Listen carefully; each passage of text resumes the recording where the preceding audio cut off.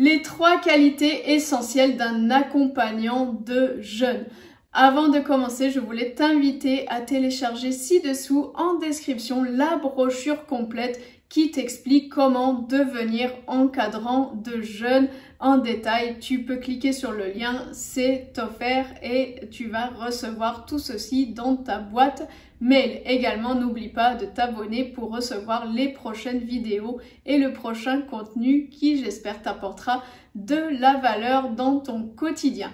La première qualité d'un encadrant de jeûne, c'est la bienveillance. Ça paraît évident, mais l'envie d'aider l'autre, l'envie de pouvoir être là pour lui, d'avoir une vision positive des personnes que vous allez accueillir pour jeûner, c'est vraiment essentiel. Et cette bienveillance, on en a besoin quand on jeûne parce qu'on est plus vulnérable. Souvent, on a moins d'énergie, on est fatigué, il peut y avoir des crises émotionnelles, des crises d'élimination, la crise d'acidose. Et donc, avoir une personne bienveillante qui est vraiment là, qui a envie d'accueillir, qui a envie d'être là pour vous, qui va vous donner un petit plaid, qui va vous donner un petit coussin dans le dos si vous avez mal au dos. Tout ça, ça fait partie de la bienveillance qui va vous apporter un verre d'eau parce que vous avez du mal à vous lever. C'est ce qui va faire la différence quand on fait un jeûne et qu'on a une personne bienveillante qui est là pour nous.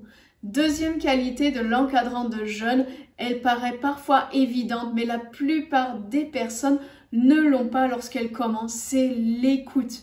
Les personnes qui jeûnent ne viennent pas pour être enseignées. Souvent quand on jeûne, on est fatigué, on arrive de son environnement parfois stressé, on a vraiment une baisse d'énergie, on est un peu parfois dans le brouillard le temps que les premières heures et les premiers jours. Donc on a envie de se reposer, on a envie de pouvoir déposer des choses qui sont peut-être lourdes parce que le jeûne est l'occasion aussi de pouvoir faire une introspection sur soi.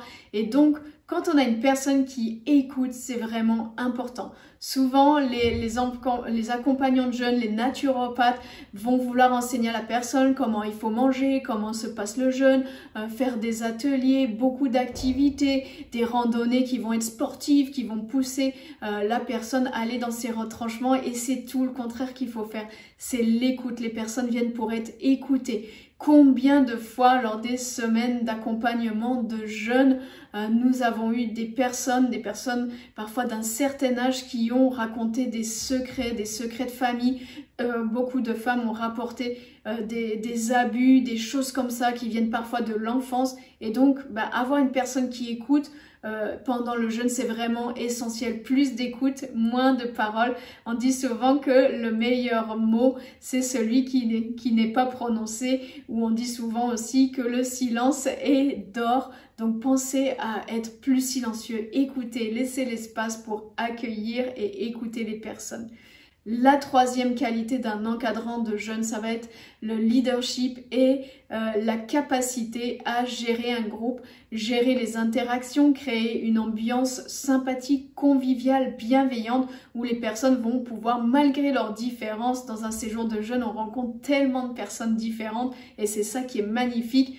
L'encadrant de jeûne doit vraiment créer un espace où les personnes vont pouvoir échanger, passer un bon moment, gérer aussi les personnes qui peuvent se sentir mal durant le jeûne, les personnes qui peuvent avoir des peurs, des anxiétés. Beaucoup d'encadrants de jeûne qui ne sont pas formés, qui n'ont pas été formés sérieusement, sont parfois plus inquiets que les personnes qui ont un symptôme. Et souvent, une personne qui a un symptôme ou qui a une crise d'acidose peut être en panique. C'est là qu'en tant qu'encadrant de jeûne, on doit être calme, serein, prendre les bonnes décisions et aussi pouvoir les amener à la personne, les proposer lorsque c'est possible pour que la personne se sente mieux, parfois décider et imposer avec un petit peu d'autorité parce que souvent en jeûne la personne n'a plus toutes les facultés pour pouvoir faire une bonne décision sur sa santé. S'il y a une urgence médicale, le naturopathe ou l'encadrant de jeûne doit être à même de pouvoir amener la personne à prendre soin de sa santé et faire ce qu'il faut, gérer aussi peut-être dans le groupe avec les les libérations émotionnelles qu'il y a dans le jeûne, parfois il y a des petites tensions, des petites choses, donc c'est bien, ou des personnes qui râlent, qui se plaignent. Donc vraiment la capacité de l'idée de manager un groupe, d'arriver à créer une ambiance positive et d'encouragement, c'est vraiment la dernière qualité et je pense que ça c'est quelque chose qui se travaille mais tous les jours de notre vie au quotidien, mais aussi lors de l'accompagnement des séjours de jeûne. Si toi aussi tu as envie d'accompagner des séjours de jeûne, que tu sois naturopathe, que tu sois thérapeute, que tu sois autodidacte, que tu sois une personne qui a des gîtes, qui a un endroit qu'elle aimerait faire vivre et accueillir des retraites de jeûne, que tu as envie de te former pour pouvoir accueillir des personnes et accueillir des séjours de jeûne, alors je t'invite à aller en description pour pouvoir avoir plus d'informations et télécharger la brochure pour savoir comment faire pour devenir encadrant de jeûne. Je te souhaite une belle journée.